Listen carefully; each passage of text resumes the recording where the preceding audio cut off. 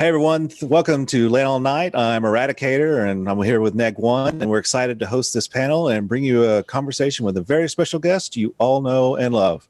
He started out working as a level designer for id Software in 1995. He has worked on a few games you may have heard of, including Ultimate Doom, Quake 1 through 4, Quake Live, Quake Champions, Rage 2, Doom 2016, and more, and the list is still growing. He is legitimate QuakeCon royalty, having attended every single QuakeCon since '96. He was studio director for id Software for 8 years before leaving in 2019 to work for Saber Interactive, where he currently serves as chief creative officer.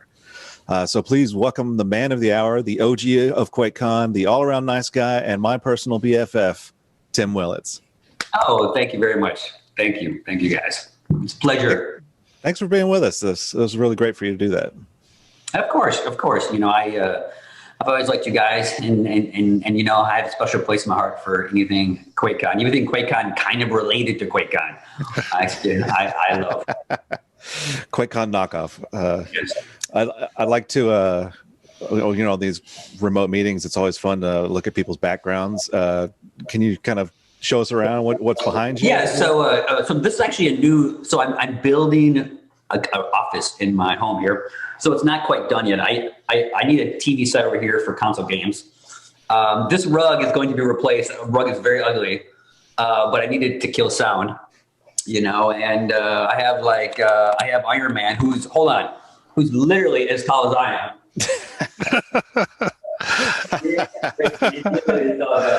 Nice. You know, so I still have some stuff I got to do. You know, I got some cool stuff over there, but. You know, like in a couple months, if we do this again, I'll have more fun stuff to talk about and a better rug. Awesome. Is that in home office or is that? Yes. The even before the end of the world, with Saber, I worked at home. You know, we have 10 studios in 10 different countries, so I travel a lot. But this is my home base, and my previous office was just too small. I had 3 computers hooked to this monitor, so now I have like my own monitor just to play games on, and my cool little PlayStation drink coasters, and yes, that is a Stadia controller right there for all you sharp-eyed folks. So I'm just kind of moving to a bigger space and turning it into a real office. Very cool. Well, behind me, I've got my comic wall.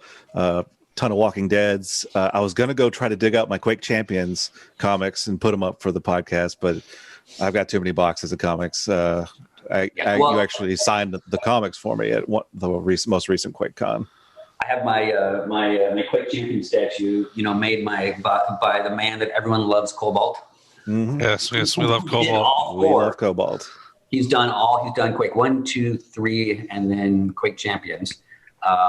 But that one's really cool because you can actually lift off the queue and use it like for a weapon. So I proudly have that behind me. Well, awesome. Well, let's jump into it. We're going to talk a little bit about id, a little bit about QuakeCon, a little bit about Saber, and then maybe do something fun at the end.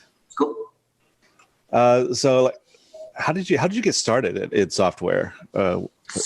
So it was the original Doom. You know, I never played Wolfenstein until after I worked at id, but I downloaded Doom and I was fascinated that you could make your own levels. And, you know, so I started making levels and I uploaded them to Software Creations BBS. It was people who could not afford CompuServe were on Software Creations. I was a poor kid.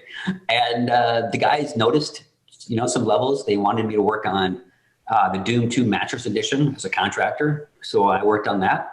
And then, you know, I worked with Rogue Entertainment on Strife for a bit in the beginning. Then I started at id, and the rest is history. So making levels, and which I always encourage people, if there are user-generated tools for your favorite game, is make something, because it's a great way to get yourself a job. That's very cool that they noticed you online. I guess they were pretty dialed into those communities, right?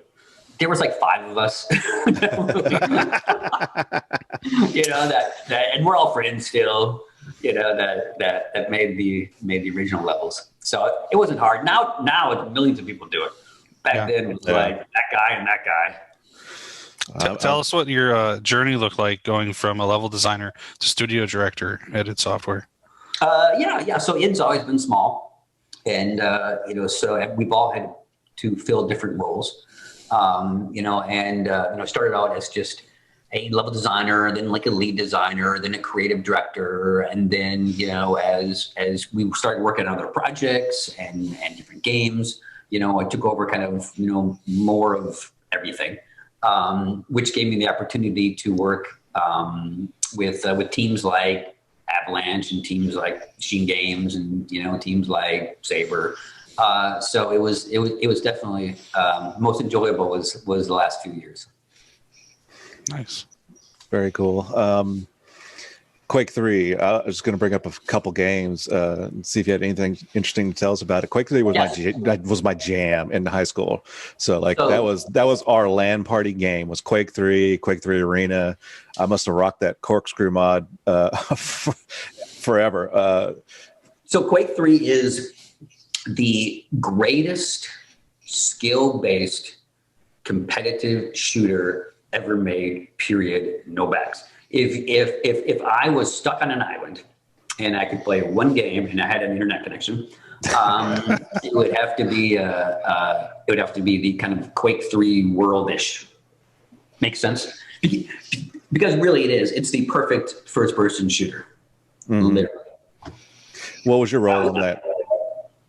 I was a designer. We made the levels, and I had a little more responsibility on that. But we were just still so small at the time. I think we were probably 30 people, maybe 20 something people when we made that game. It's still fun. It was still fun, man. Yes. Quake Live too. Are you surprised how much that is sticking around with Quake Champion sound? Yes. I mean, I love it. Because the client server architecture is so great that you can throw up a server, you can get your buddies, you can jump on, you can have a good time. And I just noticed it was updated. Like my Steam download said Quake Live. I was like, awesome. Adam and Busy. Adam Pyle, yes. If Adam Pyle ever gets hit by a truck, Quake Live may be far behind him. So we all need to put Adam in a bubble. Next, I wanted to talk about Doom 6 2016. I know this was a very special year for a lot of people at QuakeCon when y'all did that playthrough. I've never been to anything like that before, where they're like, got the people walking up the aisles, making sure cell phones aren't coming out, and just hadn't seen graphics like that before, and it was just amazing. What was that year at QuakeCon like for you, or surrounding that game specifically? Yeah, I mean, it was amazing because everyone knows we had to do the reboot, and the game was, we were unsure. Well, we knew that we had something awesome, but there's lots of shakeup at the team. We moved people around. We put different people in charge. So it was definitely a tumultuous time at id, but that was kind of like a good turning point. It was a good exclamation point at the end of that development. Yeah, we still had another year to go.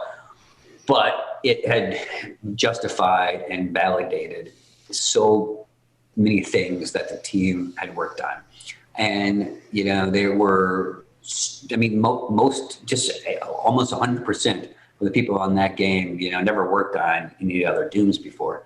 And it was a chance for them to rise to the occasion, to own that game, to make it their own, and to do something amazing. So, Marty and Hugo are awesome. Doom Eternal's awesome. Whatever those two guys do next is going to be awesome.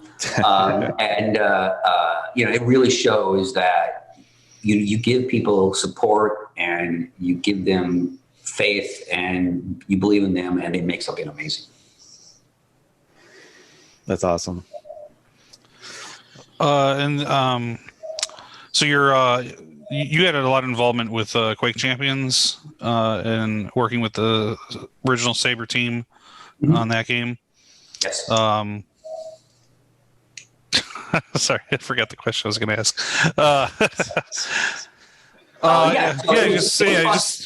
Just tell us something fun about Quake Champions, I guess. I really enjoyed working with the team. I enjoyed working with the team so much that I went and actually worked for the team. But what was really exciting is kind of like the Doom team. This team had loved Quake. Grew up playing Quake. Never thought in a million years that they would have a chance to work on Quake, and to see that passion and excitement, to work on your childhood game that you loved was really rewarding. And to have that, it was kind of like, the garage band getting together, but it was all the members of the garage band. So it was definitely exciting. Were they working on that before Doom 2016 was done, or was it started afterward? No, yes. So so we knew that we had the right formula with 2016, and so we started that before that game was released. That's why, because Doom 2016 came out in the fall, right? Of 2016. Yeah, it was. Yeah, and then we announced Champions at E3 the next year. Yeah. Which was awesome. So we had already been working on it for a while. But that whole kind of, reboot type thing, we knew had a formula that was going to work. And then was Rage 2 the last game that you worked on at id Software before you left? Yep. Yeah, we shipped DLC 1, and I knew that, kind of like how things were going to go. So, we got game done, we got, the DLC wrapped up, and then it was a good time right after QuakeCon to make a graceful exit. Then was it your idea to have all the Tim Willits Easter eggs in the game? No. So, okay, this is a great place for me to clear something up. So so during development of Rage 2, Avalanche had a head scanner.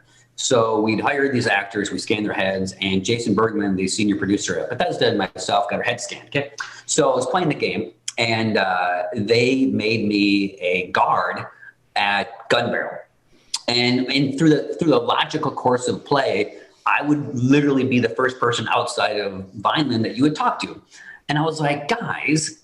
I said, people are going to think that I told you to do this. This is totally douchey, And I said, why don't you just make me a rat meat vendor and put me someplace? So looking back, I should have been a little more specific on what I wanted, because they were like, okay, Mr. Fancy Pants, you want to be a rat meat vendor? We can do that. So so that's how I ended up in the bathroom in Gun Barrel. What other any Easter eggs off the top of your head you can think of in some other games? You mean in Rage 2 or some other games? Oh yeah, other games, yeah. So this one's funny. So in I'm glad my wife is not going to watch this. So so I had a trip planned out to Sweden, and my wife had broke her wrist. So, she had her surgery. So I brought her to the hospital, and I was like, okay, so you're good. And we were having to Finn go pick her up. And then I got on a plane and left. Okay. And I get to Sweden, and they're like, oh my God, you left your wife in surgery and you flew here. They're like, you are the worst. So there are these little bratwurst in Rage 2, the little food items. And they're called, they're like, Willits, he's the worst, like bratwurst.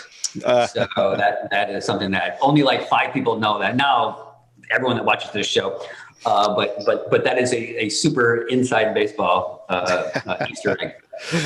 Was your wife cool with you going, or did you just kind of wait till they put her under and then you bailed? That's why I'm glad she's not watching this. She still brings it up. So yeah. That's funny.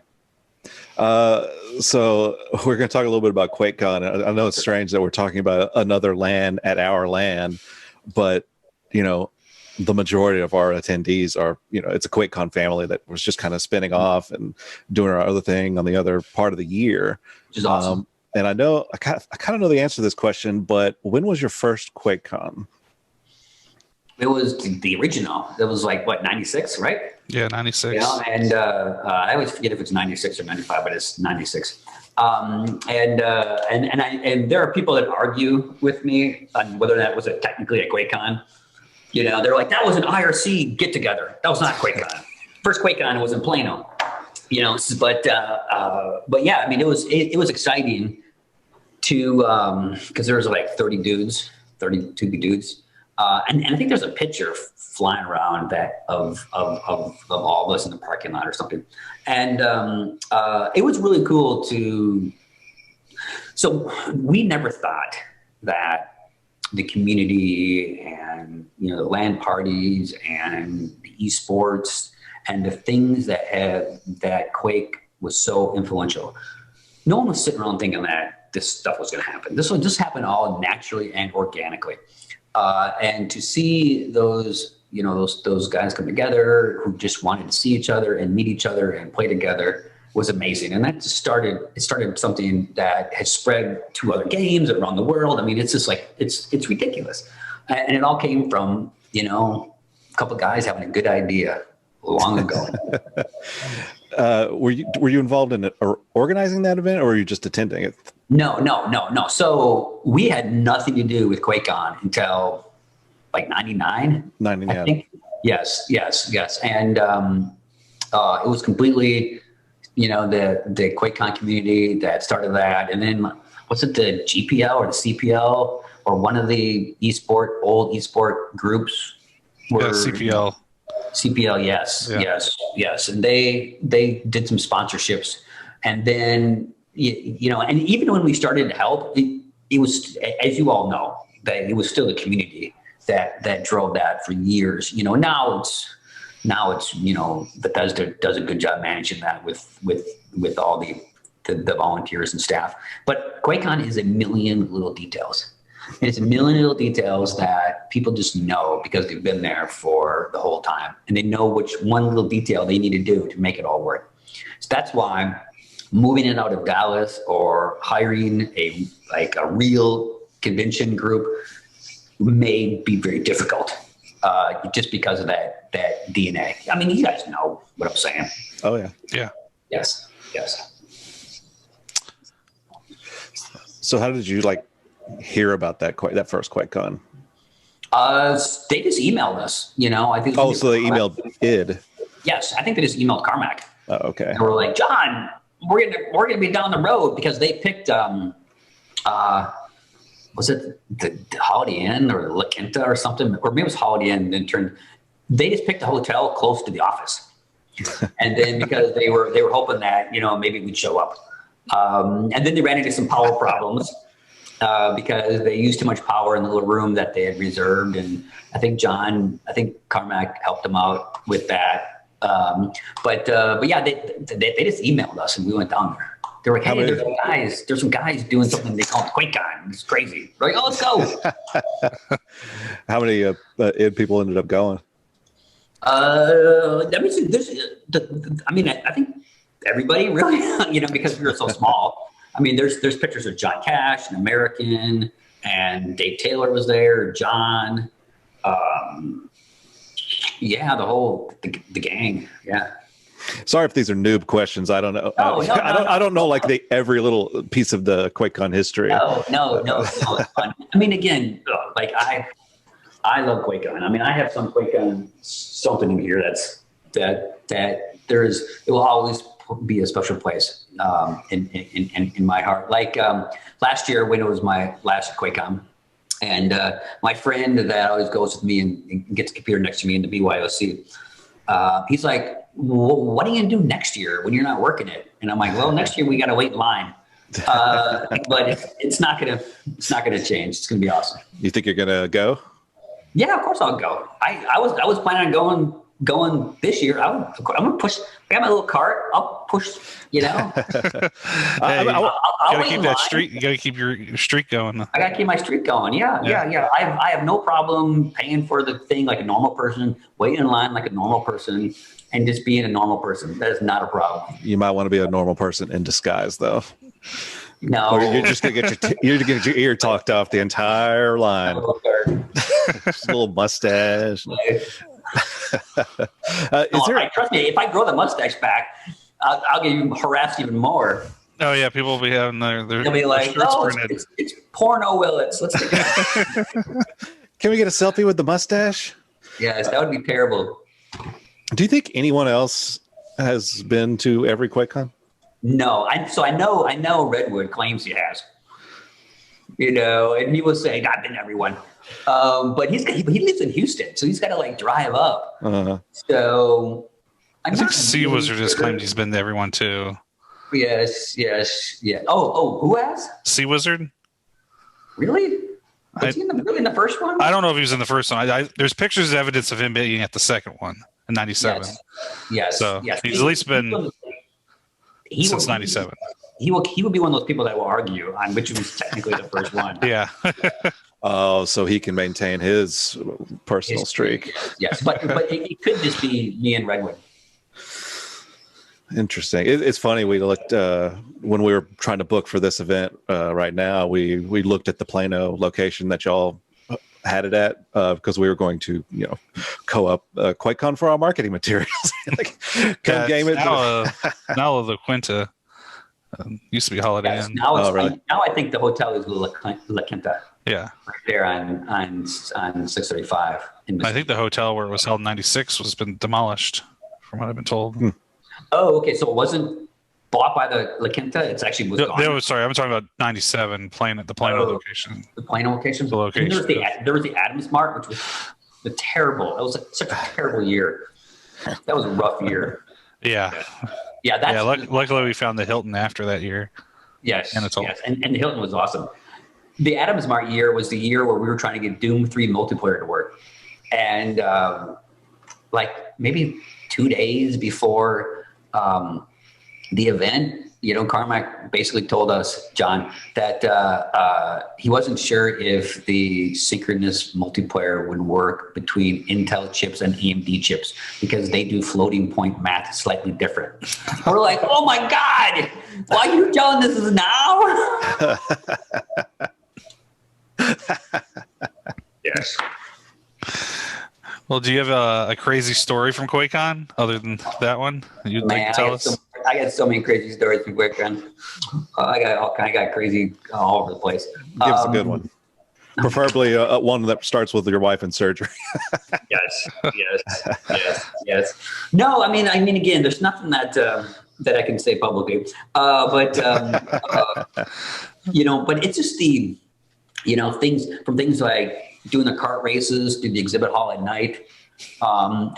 Trust me, the senior staff goofs off more than anyone else. We drink more, we goof off more.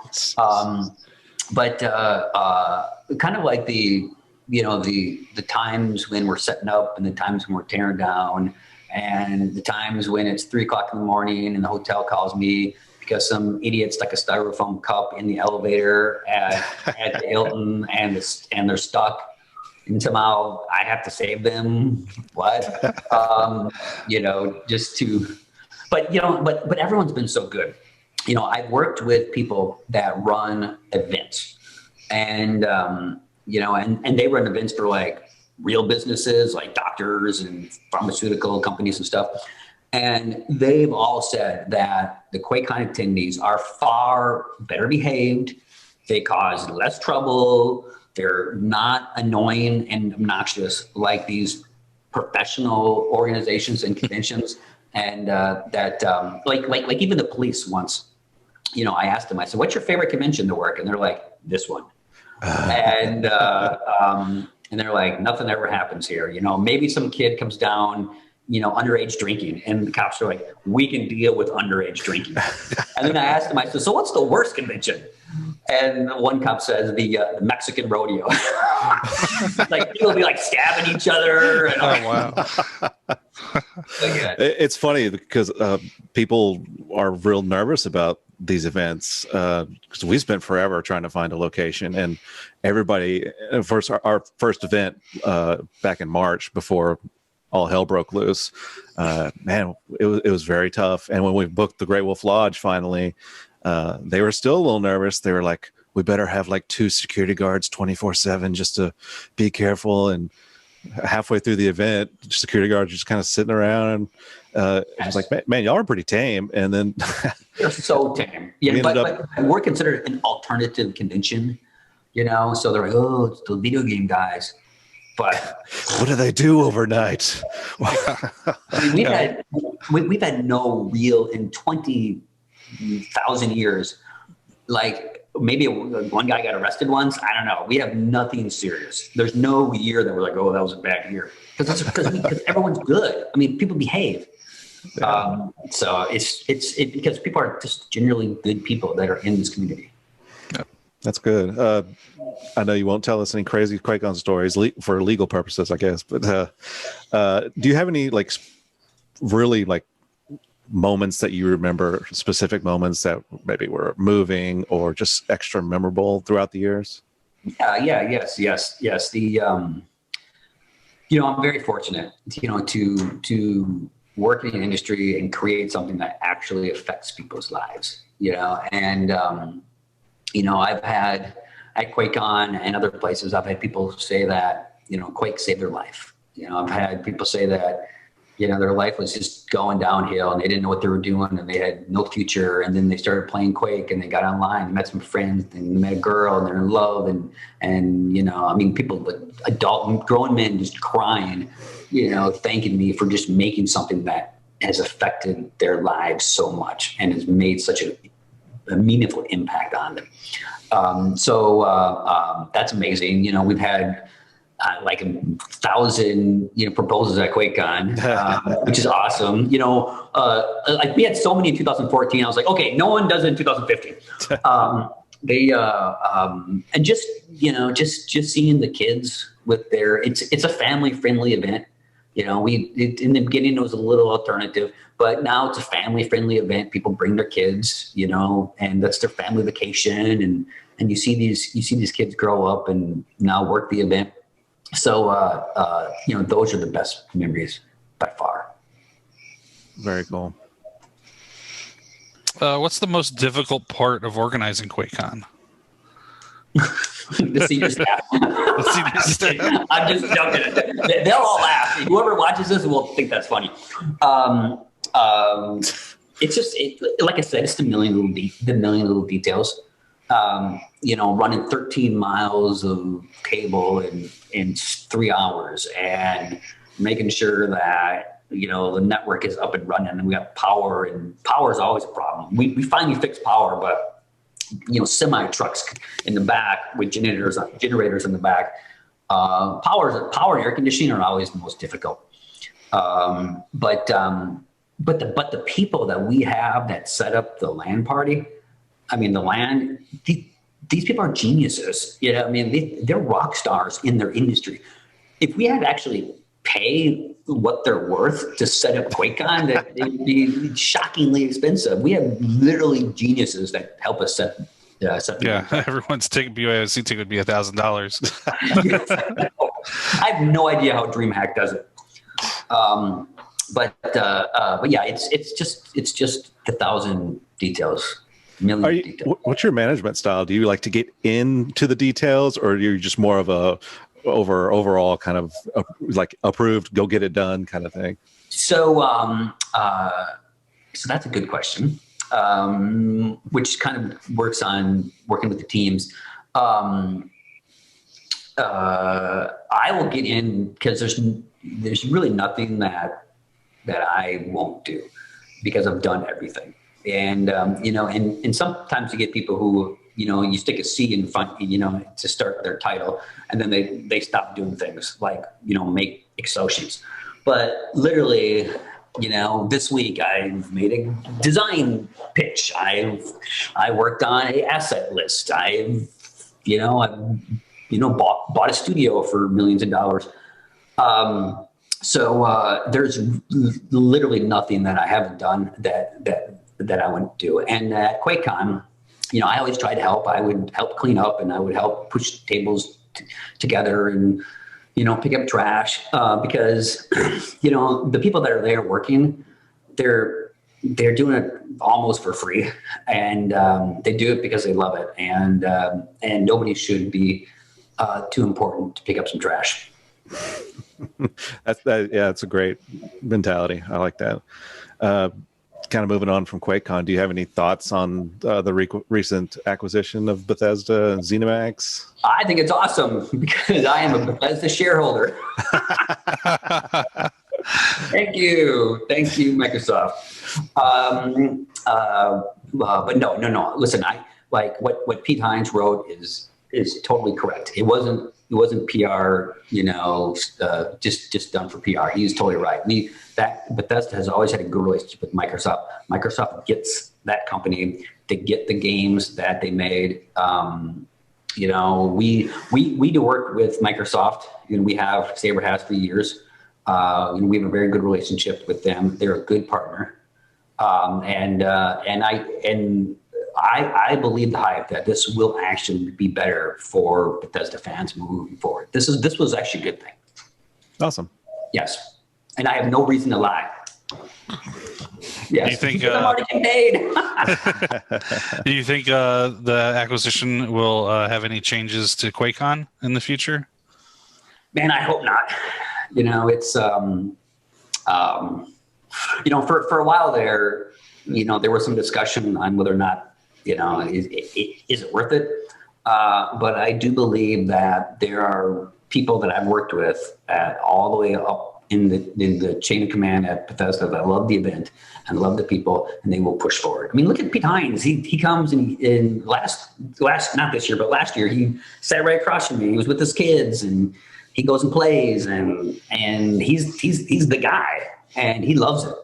So he'll continue to push forward, I believe. That's awesome.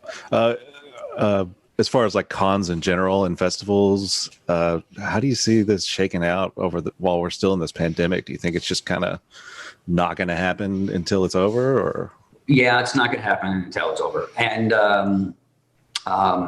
companies have been very successful with virtual events. Apple had one today. They're going to sell just as many iPhones, and it's way easier. I mean, it sucks for all the hugging that we do at QuakeCon.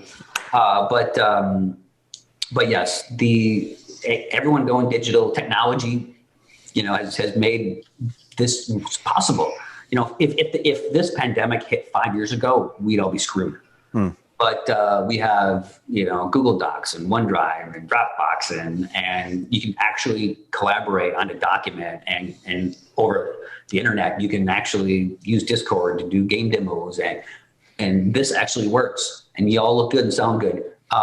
So technology has saved the human race. Yeah, I haven't even thought about that. If it happened 5-10 years ago, just screwed. Just infrastructure just not there. Yeah. No. Even like God was like, okay, I'm going to give you a plague, but I'll wait till you get your internet working first. Even still, though, like some people, I'm just like, stop using Wi-Fi and plug in your internet, please, because. or this guy who talks the whole meeting. Learn how to use your camera. Put interesting stuff behind you. Yes. Going back to QuakeCon real quickly, more of a kind of a QuakeCon's forums kind of thing. You've been involved in the Dirty Keyboard contest for years. Awesome. What's that experience for you? And do you have any funny stories that you have from that?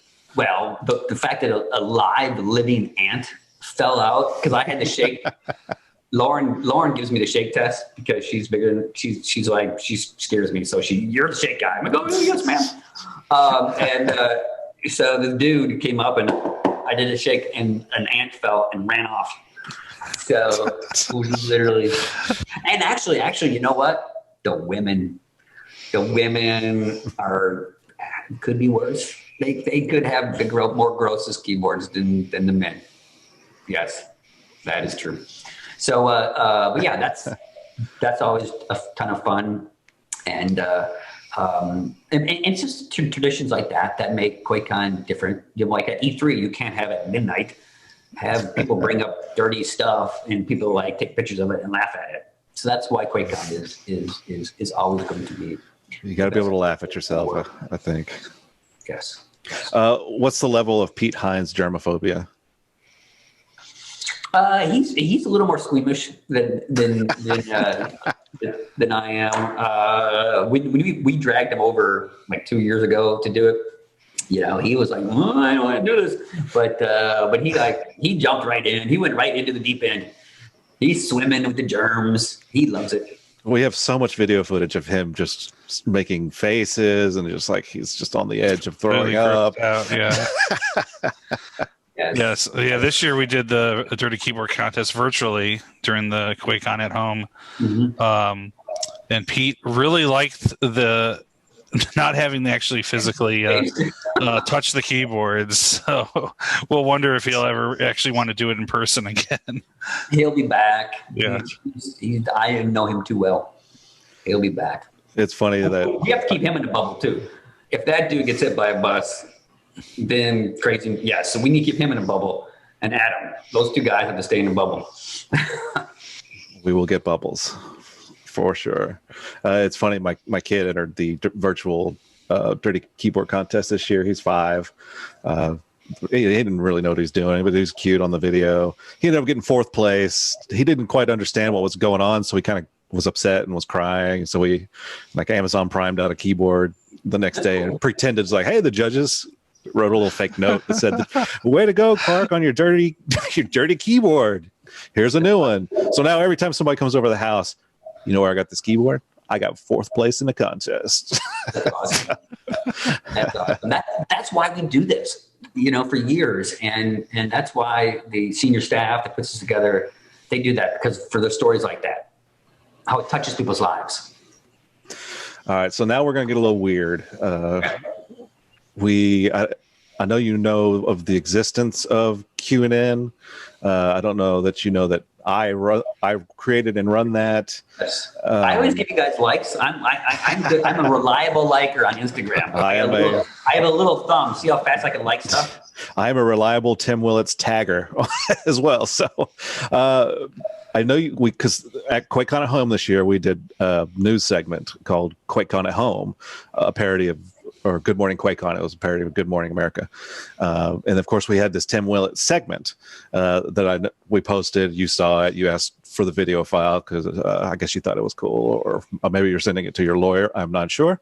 No, it's awesome. But I wanted to play it and kind of get your live reaction to it because a lot of people I don't think have seen it at this event that we're playing at right now. So it's awesome. As you all know, Tim Willits left QuakeCon after 2019, never to be seen or heard from again. Or at least that's what we thought.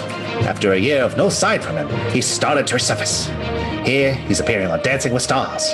He made an exciting run, but lost in the end to someone I don't know. It's a stupid show. My wife loved Dirty camera footage was recently found of Willits absolutely destroying an intern for suggesting an interview with a horse reporter. We cannot show the video because it is too violent. Willits has also been spotted hiding behind the bushes naked around the id Software building the day after a full moon.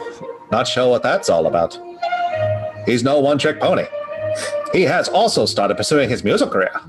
He tried to remain anonymous while drumming in the band Jim Billets and the Willies, but was immediately recognized and moved on. He then traveled the world as a DJ. After making more money than he could ever spend in a lifetime, he decided to pursue his true passion, strumming that old banjo with longtime friend Todd Howard. Way to go, Tim, you did it. So, God's awesome. I blew all my material in those videos. So I have nothing new now. So that's awesome. But yeah, you should come traveling. You should come traveling with me sometime. We can go to Madrid. We have an office in Madrid.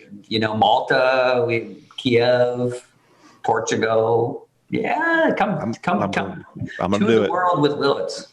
That would be awesome. Yeah, y'all been good sports over the years with us kind of little poking fun at y'all.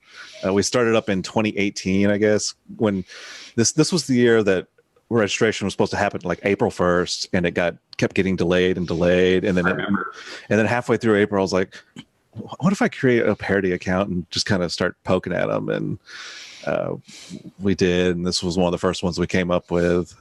Man discovers formula to extend the month of April. I saw that on the video. Oh, we went to DreamHack, and we kind of were being QuakeCon at DreamHack kind of thing. Stoking at DreamHack. I love this photo. Yes, the one in the red shirt. That one's the best right there, because that's literally what my chest looks like. This is not my best Photoshop job. No, it's good though. My arm's long. Yeah. So yeah, we appreciate you letting us do that and not suing us. No, never. I like you guys. So kind of turning towards Saber. What was kind of the decision process of you leaving it and going to Saber? So I worked with the guys on Quake Champions, and they it was two guys that started the company. And I joke that Saber is like one of the biggest companies no one's ever heard of. But they they were working on a number of projects across everything from first-person shooters to sports games to, heck, we worked with 2K and WWE Battlegrounds, to mobile games. And, they were, I enjoyed working with them, and they were thinking about selling the company, and they needed that third person, to kind of help them kind of, set that creative vision. And then we sold, like, and 5 months later, I was like, shit, that was easy. That was going to take some time. But it is exciting. And now we are quickly expanding. We bought 4A, so Metro is now, part of us. New World Interactive, hardcore tactical shooter, is part of us. We have, like I said, studio in Portugal and Madrid and Kiev and Sweden. There's, we're looking at expanding even more, working with the Embracer Group. So Saber is one of the pillars of the Embracer Group. And Embracer Group is like, who is that? But, they own THQ Nordic, Kosh, Deep Silver, Coffee Stain, Amplifier, and another kind of other types of pillars. So we are, kind of like that hardcore game pillar group. Whereas, THQ Nordic has its own kind of personality and games. And of course, Kosh and Deep Silver has, they've been around for a long time. So, so it's nice to kind of be in this kind of larger organization, to be able to work on so many different games, from sports games to racing games to, anything. So it's definitely been enjoyable. And then I just love working with teams. I love, calling up the teams and talking about the games and, doing what I do and, finding things that work out well and focusing the team's attention on what they do best. So I'm very lucky to have such a great job. Plus I get to, now I don't get to travel, but normally I get to go all over the world and make video games. It's like the sweetest job ever. So I'm very blessed. I was going to ask kind of what is your specific role, and what does the day in the life of Tim Willits at Saber look like? Yeah. So I'm the chief creative officer. There's I'm part of the senior management group. So I do everything from, publishing, because we also publish, we publish World War Z, we joint publish SnowRunner. So I do everything from publishing duties to talks about acquisitions, to evaluating games, to creating game pitches, to, heck, in 15 minutes, I have a call with someone that wants us to publish their game. So, it's kind of like a VP of development, VP of publishing, VP of creative. We are kind of growing our leadership infrastructure. We're 900 plus people now. So it's been very exciting. We're growing fast. That's awesome. Yes. Well, great. Well, we're kind of getting to the end of our hour here. The very last thing I wanted to do was kind of shake it up and just do something fun real quick. I've got a little segment here called Quick Hits, to where I'm just going to go through some quick questions and just spat off what comes up to your mind. And I may, depending on what you say, I may have to stop and ask about it. So are we ready? Sure. At which store would you like to max out your credit card? Best Buy. Any pet peeves? People who are late. Are you a dog or cat person? Cat. Are you a morning or night person? I'm a night guy. Ask permission or beg forgiveness? Oh my God, it's a tough one. Because, once someone gives me the road, I'll run it. And, so I'm more of a beg for forgiveness guy, I guess. It might be different for you versus your staff. Always ask permission. Let's see. Can you play any instruments? I played the clarinet in high school. Maybe we can get you to do that next time. Funny. Do you own any stuffed animals? Yes, I still do. I have my old childhood skunk. I bet you got a stuffed animal of the doomed cacodemon too somewhere. Oh yes, and the pain elemental and the Doomarine. Do you have any strange phobias? I'm not I hate blood. Like when I have to give blood, it's like ugh. So no dirty keyboard with blood on it. You're not gonna do that. No. But virtual blood in Doom doesn't bother you. Doesn't bother me. Yes, it's crazy. I'm the biggest baby when it comes to giving blood. Favorite childhood TV show? TV show. Movie is Raiders of the Lost Ark. TV show. Childhood TV show. Oh my God. Well, the original Doctor Who. Okay. How many cups of coffee do you drink a day? Like 2 or 3. How many hours of sleep do you get? About 7. Yeah, it's good. How would you rate your karaoke skills on a scale from 1 to Mariah Carey? Oh my God, I'm so bad. I can't sing. I can't hear tone. I can barely speak Russian. I can't. Who would play you in a movie? Oh, what's his face from Seinfeld? There's a funny picture of me on the internet. Me and George Costanza, that little thing where they separated at birth. That'd be good. Jason Alexander. Jason Alexander. What would your nickname be if you could choose it? Oh my God. If I could choose it? Yeah. Tim fucking Willits. If you could teach a grade or subject, what would it be? Oh, I would teach video game design in college because I can't deal with high school kids. If you had a time machine, where would you go? I would definitely go to the far future. I want to know how we end up. I would not go backwards. Okay. What would your superpowers be? I love Spider-Man. There's Spider-Man. Superpowers. The flying. Even though Spider-Man doesn't fly, he swings. Last item you purchased? Last item I purchased was the Lutron remote for my lamp. Because I have all the lights are on the home kit, so I needed a little. And today I bought a TV for that corner. Oh, nice. What was the last movie you watched? Last movie I watched. I'm watching that Haunting of Bly House on Netflix. The last movie. Oh, yes, Escape from New York. Oh, 1979. Nice. That was the last movie I watched. That's the truth, swear to God. Are you a closet fan of anything? A closet.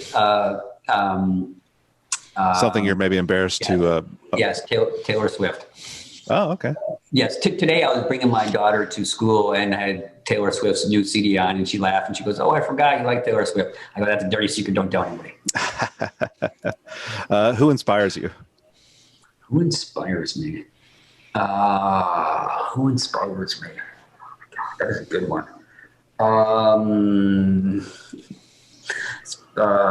Spider-Man inspires me. I would say yes. Comic book heroes inspire me. Have you ever gone to a movie theater alone? Yes. I went to the first time I went to, as an adult. It was one of the Pixar shows, and all my kids were gone. And I thought, I'm going to go see a Pixar show. But I kind of felt like a weird pervert being at a Pixar show. So I wanted to hold a sign that said, I have kids, they're just not here with me now. That's what they all say, mustache guy. Mm-hmm. Would you want to live forever if you could? Yes. In the Commonwealth series by Peter F. Hamilton. Misspent youth and how you can just regen. And your greatest achievement? My greatest achievement? Man, it's a tough one. With so many. Not becoming an asshole. There you go. Yes. Well, that's it. You passed the test. Cool. So it was a pleasure. Yeah, we thank you so much for spending this hour with us, and thanks everyone out there for watching. This is Tim Willits, the OG QuakeCon guy. QuakeCon guy. I'm much shorter in person than on the internet. All right. Thank you, guys. Thank you. Thank you.